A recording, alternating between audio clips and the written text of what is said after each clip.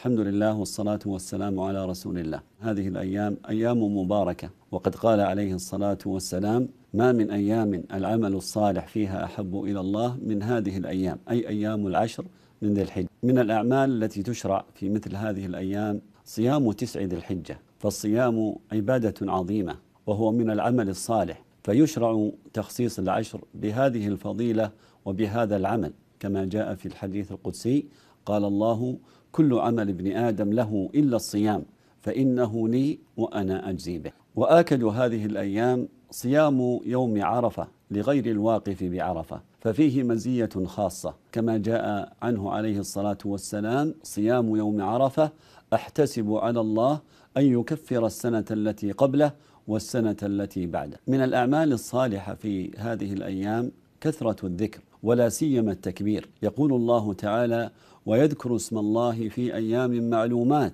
على ما رزقهم من بهيمة الأنعام. يقول عليه الصلاة والسلام: ما من أيام أعظم عند الله ولا أحب إليه من العمل فيهن، من هذه الأيام العشر، فأكثروا فيهن من التهليل والتكبير والتحميد. ابن عمر وأبو هريرة يطبقان هذا الحديث: يخرجان إلى السوق في أيام العشر يكبران ويكبر الناس بتكبيرهما. ومن الأعمال الصالحة في هذه الأيام كثرة قراءة القرآن، لأنه أفضل الذكر. ومن الأعمال الصالحة التي يعملها المسلم في مثل هذه الأيام تخصيص لياليها بالقيام، ومن كان قيام الليل دأبه فليزده في هذه العشر، فإن فضيلة العمل الصالح تتناول ليالي العشر كما تتناول نهارها. ومن الأعمال الصالحة في هذه الأيام إطعام الطعام وسقي الماء والصدقة على المحتاجين، ولا سيما في هذا الحر الشديد. يقول نبينا عليه الصلاة والسلام: